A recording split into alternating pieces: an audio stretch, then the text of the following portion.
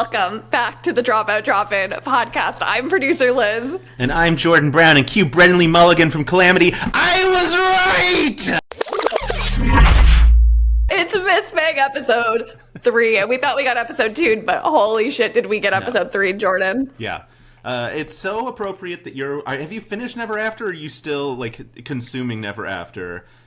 I'm on part 2 of the finale episode. Okay. And I have loved this season so much that it is painful to watch the finale and know that it's about to be over.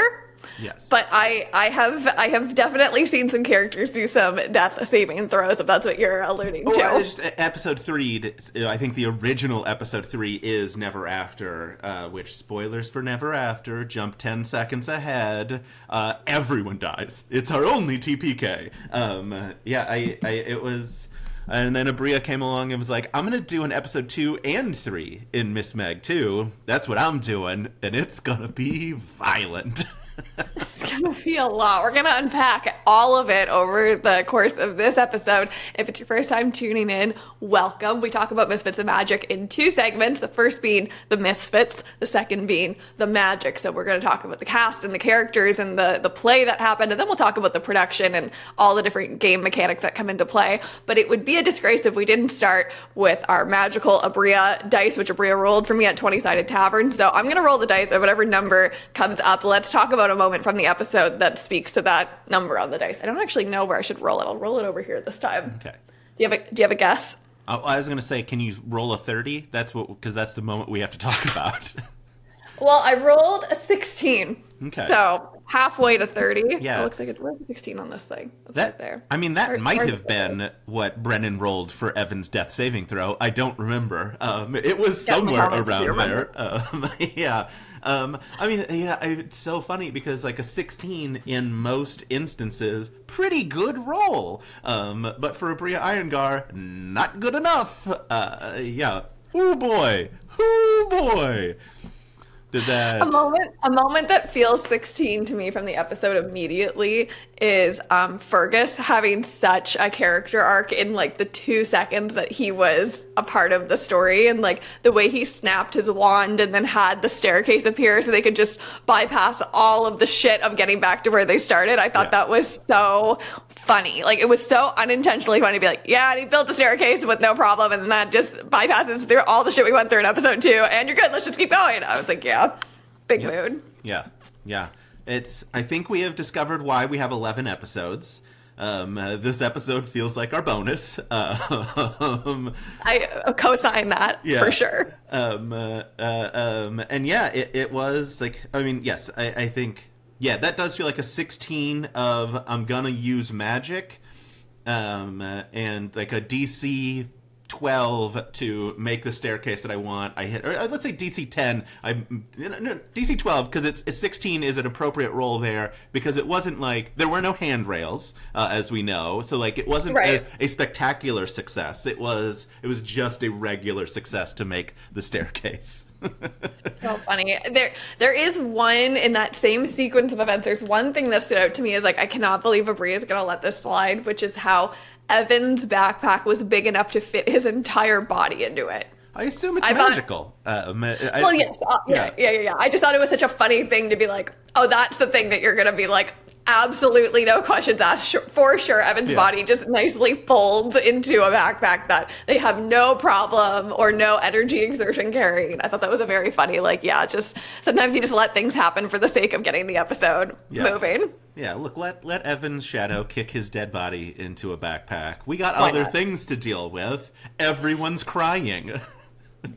Yeah, we've got other things to deal with. We have so much to talk about. So let's just go right into the Evan of it all. And oh man, at what point in this episode did you start crying? Because I don't know if I stopped to the point where my partner came over and was like, are you crying? And I was like, dude, I've been crying for we're at the hour 45 minute mark at this point. I'm I've been crying. I've sat here been crying the last little bit.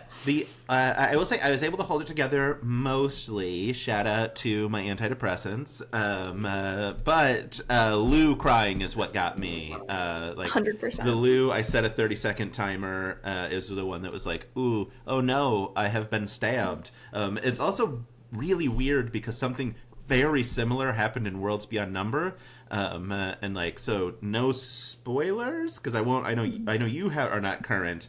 And so no spoilers for anyone out there, but something really similar happens where a player is like, I take a minute to basically hide myself and cry, and then like time to go.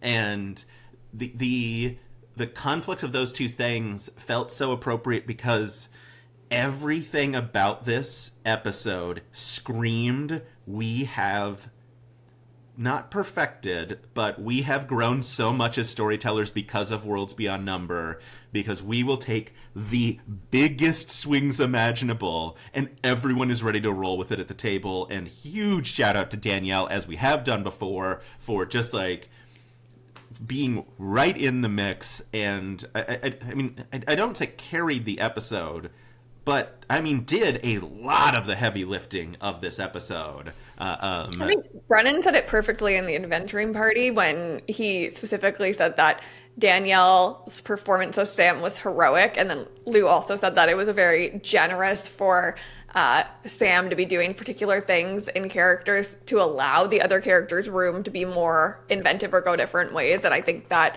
is such an underrated skill that Danielle is specifically bringing to the table as Sam, and then, you know, countering that with that incredible performance that, you know, Bria really broke it down better than we ever could on the adventuring party, but the incredible performance of like displaying your character arc with such sincerity and in a way that still allows us to grow as Sam over the next like 7 episodes or whatever it is.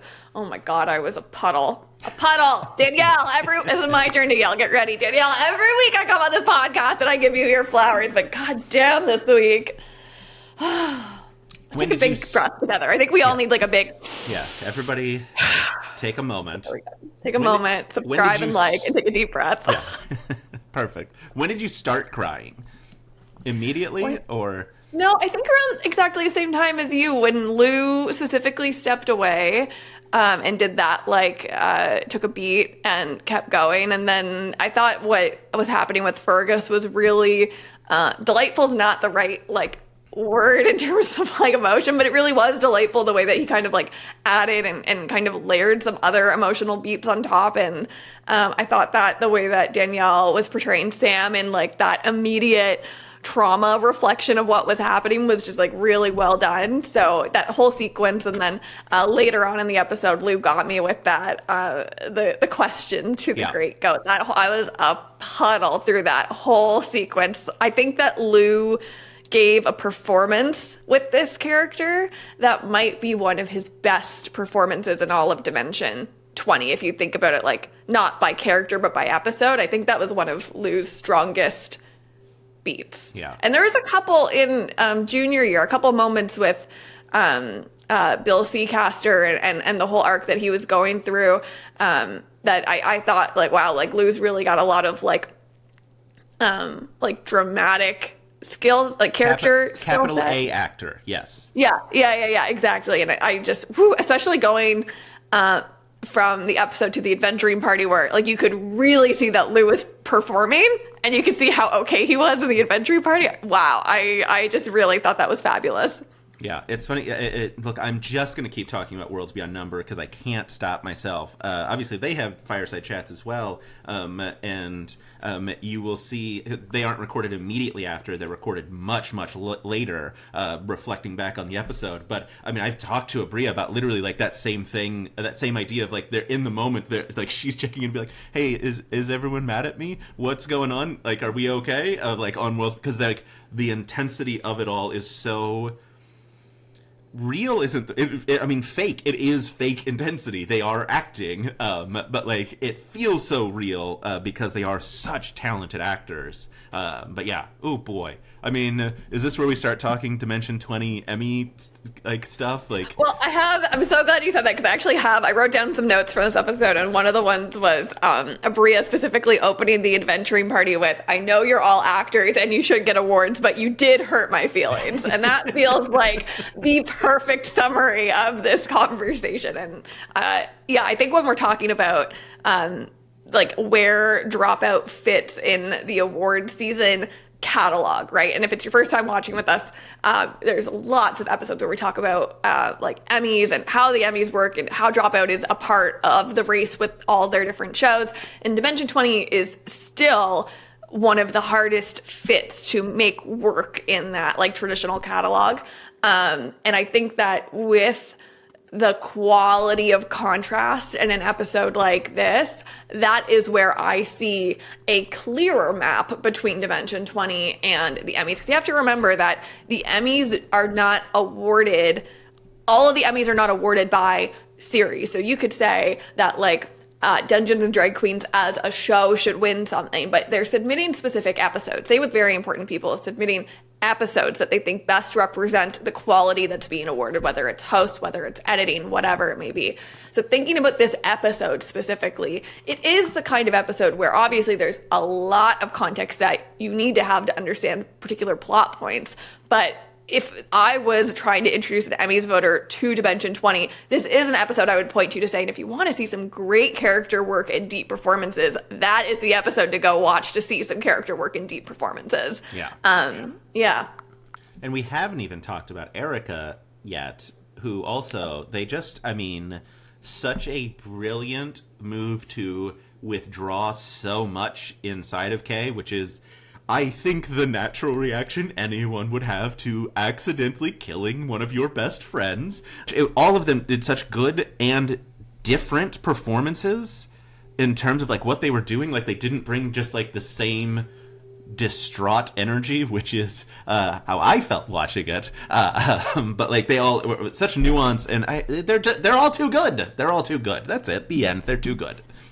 I think you saw layers of things happening with the choices that Erica was making. One was, and I think a lot about Erica as not just a character actor, like physically, like the body of Erica as an actor, but also like the voice acting, all the different like expertise levels that Erica has in creating character, right? And what was so stunning to me about this episode was the fact that historically in Kay's character, Kay is very like exuberant and big and talkative and kind of carries a particular weight at the table in terms of like owning space. And like the contrast of that to having a very introverted performance, having a very like self-reflective moment for Kay, and thinking about that in the context of like Erica could do so many other things, make so many other choices, they would also be brilliant, but giving more space at the table for like everyone to carve out these like big moments for themselves. I thought that was just so breathtaking, honestly, and just watching the evolution of Kay like sink into themselves, like especially when they were doing like the walk into the iceberg, the piss iceberg or whatever they're calling it, and Kay like releases all that information and sees like the impact of it immediately. Like wow. Talk about like understanding what is big and what is small in a moment like this. Yeah. I'm not sure who said this. Maybe it was Brennan once upon a time. Maybe I'm making this up entirely. Maybe it's from my own improv training, but like, you know, it's sometimes it's easier to try and make big choices and harder to make like physically, vocally, like smaller performance choices. And at a table like that, where you have such big personalities and different ways you can go in a world that like allows you to make very big choices, like exploding an arm, I think a lot about Worlds Beyond Number and how like they've had so many opportunities to like understand push and pull and the contrast between their styles. And this was an episode where it all came together magically. It all came together. Yeah, and I mean, obviously we are going to see some, based on the preview for next week, pretty significant and very understandable inter-party conflict. Evan has some questions that he has to ask. Yeah, and I think, again, another like huge lesson from Worlds Beyond Number that they are bringing in of how to do inter-party conflict that isn't a like, this is what my character would do in negative terms. It's this is what my character would do positive, which is such a difficult thing to pull off, and only can, I think, be pulled off when you have trust from every single person at the table and buy-in of like, no, I get it. Kay fucked up. Let's be pretty clear about that. But it is such a great, huge swing. No one is upset at Erica. at the table. I know there are people upset at Erica in real life, and hey, you're wrong. Shut up. I have lots of thoughts about people's criticisms because they're directed at two people, and it's Bria and Erica. Shut up. I would love to just pause for a second and talk about that, because it's been something that in the past 2 episodes we've done, and in the preseason conversation you and I had, we specifically said that the feedback around this season, no matter what happens, is going to be disproportionately directed at Erica and at Abria and at Danielle. Yep. And here we are. Yep. Granted, 3 bananas episodes in. Like, not 3 standard episodes of Dimension 20, although I don't really know what a standard episode would be at this point, but we had 3 very emotional, highly intricate episodes to watch. And we are deep in conversations that are just so riddled in misogyny and so riddled in all of this stuff that this community does not need to represent or tolerate at all. So this is just a blanket statement that, what we try to do in this space is talk about these shows that Dropout does in the context of, like, we are both journalists. I work in the awards seasons beat. I watch a lot of friggin' television to talk about, like, what is actually quality. And when we love something, we're not just loving it because this is the Dropout Drop-In and we like what Dropout does. We talk about things from a bit of a critical lens. And it's not critical to say, like, blah, blah, blah, I don't like the blah, blah, blah, blah. No, like, shut up, get offline, touch grass. These performers are at the top of their game, making some of the best actual play work, making some of the best television that's out there right now. And it does not mean that they're creating something palatable for everyone that's watching. It means they're making something that makes you think and feel. Yeah. Yeah, look, I understand if you were like, I love Miss Mag 1. It was silly, goofy times. Everybody had fun. And now I'm devastatingly sad. Please don't do this to me. I get if, like, you can't handle the emotional level. That's fair. I don't need to hear about it. That's an opinion that you are absolutely allowed to have. More people need journals. Stop leaving your comments on the internet. I love journals, man. Yeah. I love a journal. Yeah. And I think get a group thread that you can bounce opinions off of each other. I think in general, like, I have a deep fear when I look at conversation about television where I see a lot of opinions, not just in the Dropout space, but just in general in my work, where people operate under the assumption that television should be palatable to them. If they don't like something, it is the problem of the people who made it, performed it, edited it, produced it, and not a problem of it was just not designed, targeted, aimed at you and your interests and what you want to see on TV. And understanding the difference between something that is of poor quality, making poor choices that makes people feel ostracized or isolated or targeted or discriminated against, like, shows like that do exist that are based in ignorance and not a good time for anyone to watch and should be criticized accordingly. And then there's also television and episodes of television that exist for a purpose that is to make you uncomfortable or make you stretch a different way. Not to talk about The Bear, because we've talked about The Bear before, but I find this is something with The Bear I see all the time. People are criticizing The Bear and saying it's bad television versus a show that's not meant to be palatable and meant to be comfortable to watch. Like, there's a difference in those two things. And it's so disappointing when I see that line get so narrow when people talk about Dimension 20 specifically, because it's almost like there's an expectation at times that, oh, well, I know that, I'm going to use Brennan as an example because he's in almost all of them, if not, is he in every Dimension 20 show? I think he is. No? What's he not in? I don't know, but I'm going to confidently say no. Okay. Get in the comments. Let's see if I can remember it by the end of the episode. But, thinking about someone like Brennan, like, there could be an expectation that you want to see boom, boom, boom from him, and when you don't get it, that means it was a bad thing. I got it. He's not in Coffin Run. He's not in the Monster University campus, whose name escapes me. But I got two. Baby. Thank you. Thank you. Oh my God. I am halfway through Coffin Run and loving it, but that's a conversation for another time. But yes, it really concerns me when people think that, like, the criteria that they believe things should be made under is not met means that's bad. Like, no, it just means it was a different criteria that they were making something within, and that is something for you to grapple with in your own journal on your own time. Yeah. Endorse 100%. I have no follow-up. Yeah, it's That's producer Liz's producer rant for the day. Yeah.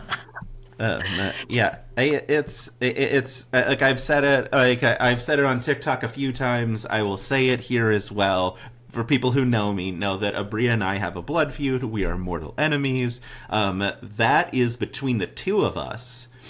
I don't need your help or opinion about her in any way whatsoever. It is not welcome or needed, and I don't value it.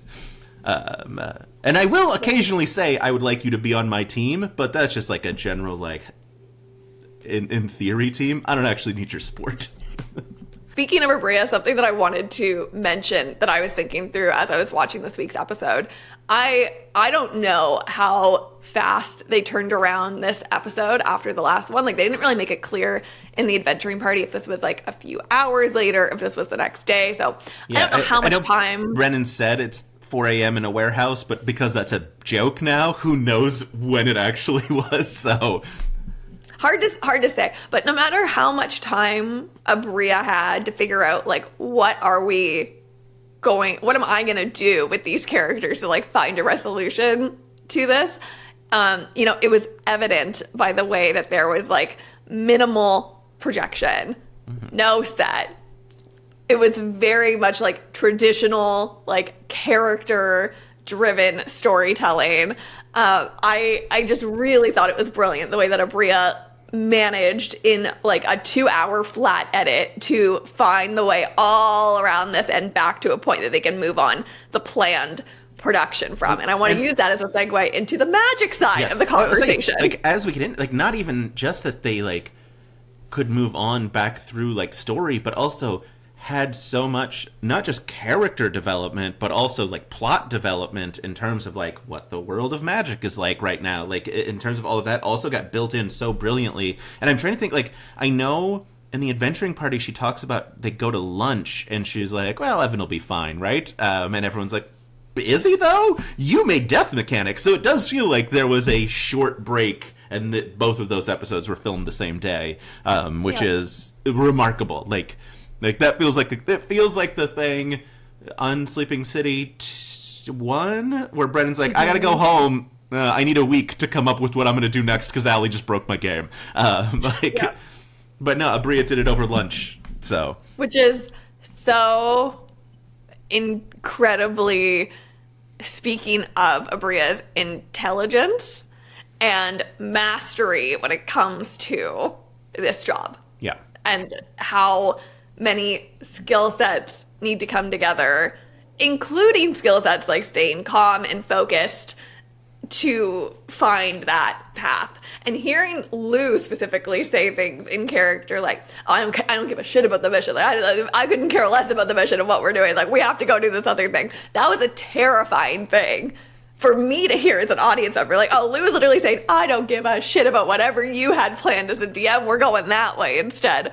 Wow, what a clear line to be like, whatever episode 3 is supposed to be, it's not. Nope. Yeah. It's not. Which in like, your own home D&D, like, you can find ways of managing that, and you can actually take a week if you needed to figure out the next thing. Yeah. When you're doing a production, as we talked about last week, that has a budget and a crew and a limited amount of time to make it, like, whoo-wee. Yeah. I know Rick Perry was sweating. Yes, yeah. But should we talk magic then? We got a sock. We got a broken wand. We got tiny little sunglasses. It's so good. Yeah, I was so excited to get to. Obviously, we knew it was coming because we'd heard what the Never Stop Making Magic system was going to do. But to get Lou to be like the first person to be like, all right, I've got my 20, and Abria to be like, okay, you can make something super magical and start back over, or you can keep rolling a 20, which is it's such a good inclusion and brilliant like management of a system like that. Of like, yeah, you made your magic super good. Now you can do something exceptionally important with it. And then you have to start building it back up again. And then we get a sock, which Unclear if it was just a sock from someone on set or if they had somehow prop sourced a sock prior to the season. Oh my God, I loved that moment from Brennan where he was like, I'm also the executive producer of this show and I need to know if that came off someone's foot. I had to pause and I was like crying, laughing when I was crying, and then I transitioned to some crying, laughing when he said that. I thought that was so funny. And honestly, that felt so real to me. Like, obviously he does like a bit of like executive producer character that comes out from time to time, but I'm like, I don't know how much he's joking. I don't know how much he's joking right now. Yeah, I mean, like, because the first episode, Jammer does describe having his wand in a sock, part of me was like, God, were they paying that close of, like, did they hit that moment and be like, someone go buy a sock? You. But even the color was right, because Lou said it was like a blue and white sock or something, and that's the exact sock that he received, like, immediately following. It does feel like they sourced the sock after episode 1, and they're like, just in case he decides to make that his magic item, we've got one now. Which is such a swing, like, by the production department. Like, how many... is it every item that someone mentioned? They're like, go get a pair of black boots. Go get a black backpack. Like, anything we might need, go get that, because who knows what we're going to need next. The wand snap. Incredible, hey? Yeah, it's so good. I was so excited. We talked, like, and obviously we'd seen it. Like, we knew it was coming. It was still so shocking in the moment, and it was so fun in the adventuring party for everyone else at the table to find out that their wands are scored and meant to be broken. And, like, I mean, like you said, like, Fergus snapping his wand to be like, I built you a staircase, was such a brilliant setup to be like, you can break your wands if you want magic. And then, as I think, it sounds like everyone on production side was like, Erica's going to figure it out first. Erica's going to be the first person to snap their wand. But it was... Oh, it was so good. Like, just even in the moment, I was just like, my production brain was like, the prop. Oh no. It was nice to hear, hey, these are intended to snap. Right? No, for sure. When it initially happened, I genuinely was like, that was too clean of a break. Do you know what I mean? And like Erica said that because, that kind of like plastic, if it were to snap, I would have expected to like see a piece fall off or see like a jagged edge or something. So when it happened, I was like, that was too clean of a break for it to not be intentional, but still so shocking, so much fun. I almost wish there was like confetti inside of them or something. So when they snap up, it's like, but anyway, that's just goofy. Yeah. I'm excited to see like when the other characters decide if they decide to break their wands. It feels like Evan won't, unless literally like Kay is dying, and like any, I guess any of them are dying, and he needs to say them because Evan cares so much about his magical things. So true. Oh my God, the shoes once again being so instrumental, so good. So good. We got more of the effect of the like. What's it called? I keep calling it the bicycle, the thing with the handles that they keep going back and forth. They call it their hoopty. I don't know what it's actually called. Yeah. Also, huge shout out to Brennan not pedaling this time. Oh, what a good choice. I was like, I see you. I see what you're doing. You little shadow man. So good. Very, very funny to watch them do it, though, knowing that there's nothing underneath the table. In the first episode, remember, we thought, like, oh, maybe there is, like, a pedal underneath the table. But now, knowing now they're just sitting there doing this is very, very funny to me. Yep. Yeah, I finally found it was an interview clip I did with Danielle where she was like, yeah, we're just shifting butt cheek to butt cheek. Like, it's not there's nothing under the table. And I was like, all right. Because I knew someone had told me, and I was like, I don't remember who. I talked to too many people about these things.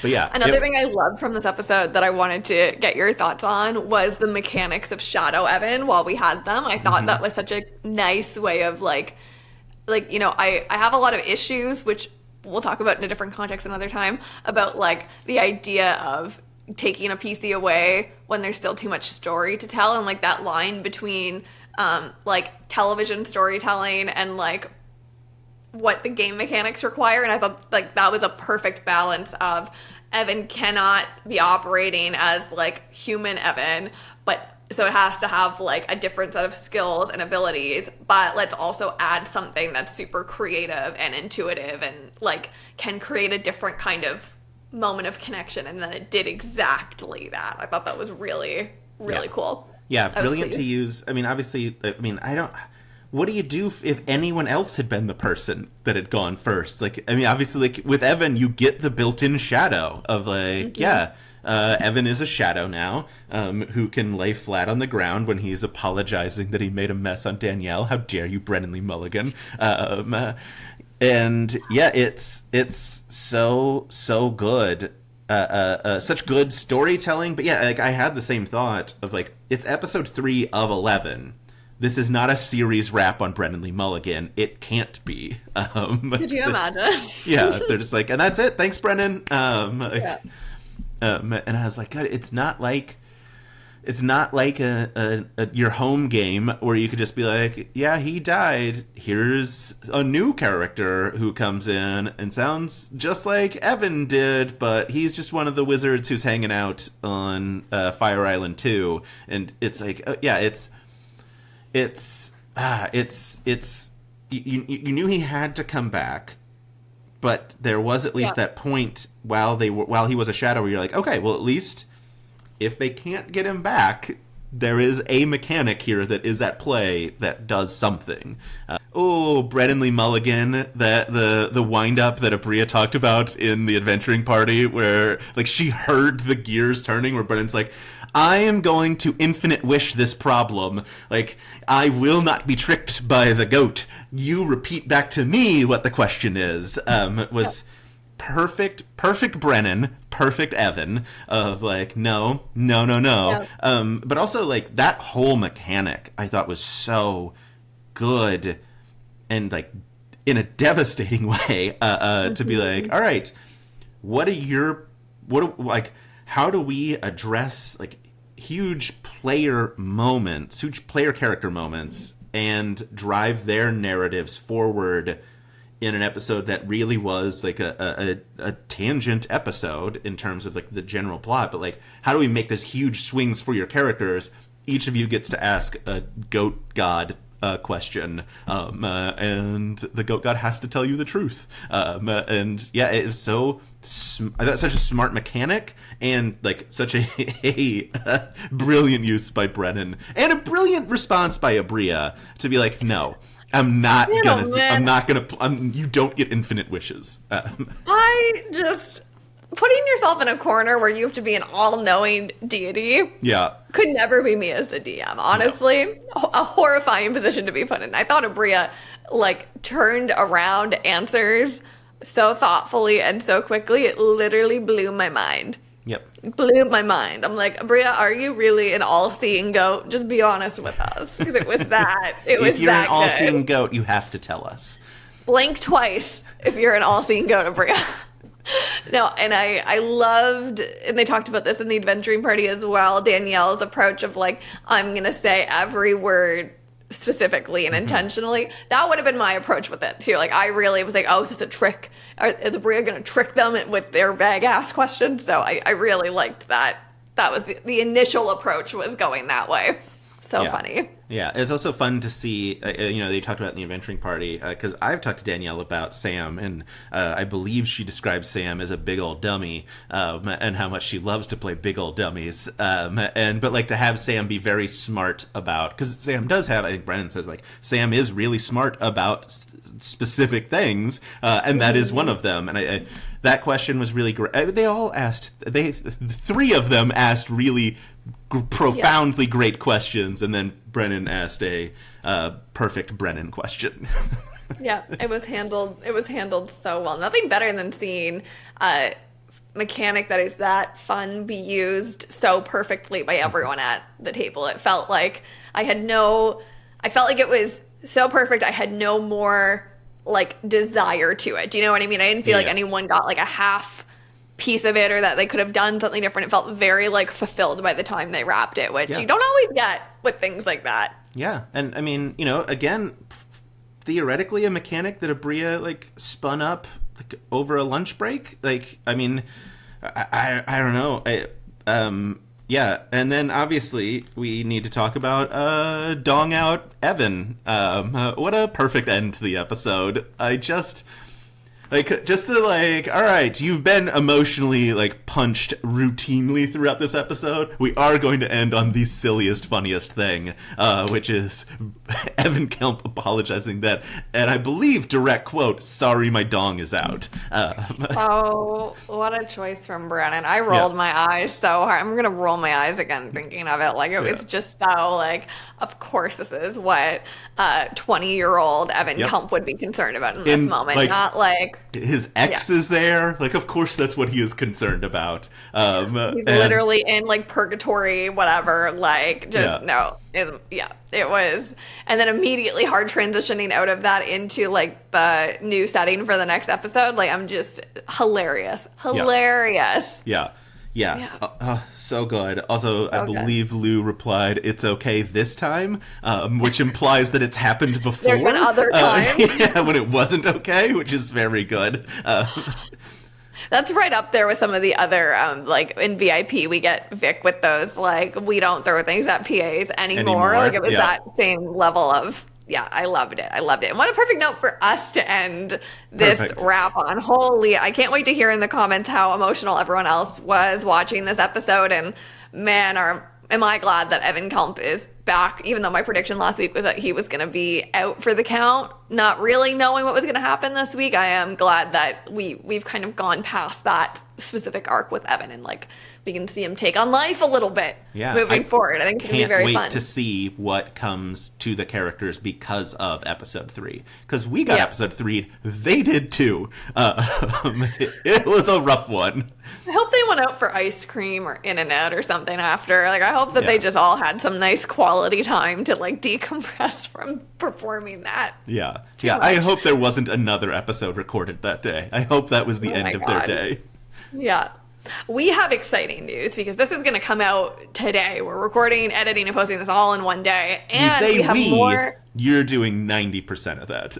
It's true. Jordan is emotionally supporting the edit and the posting. But we also have exciting other content that is coming out today at 7 p.m. Eastern Time. And if you're watching this in the future, not on Friday, October 11th. That is today's date.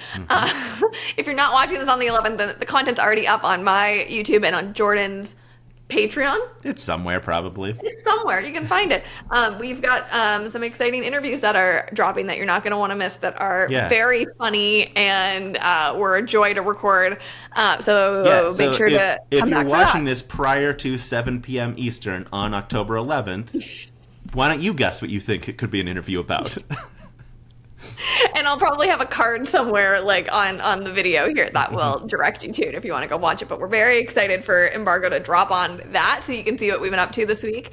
And we'll be back with a recap of episode 4. God, I hope we don't get episode 4, Jordan, but I think we're It's just to. episode 4 through episode 11 is about to become the verbs for Dimension 20 fans. T, honestly, you're so true for that. You're so right for that. And we'll be back for episode 4 of Misfits and Magic next week. Bye.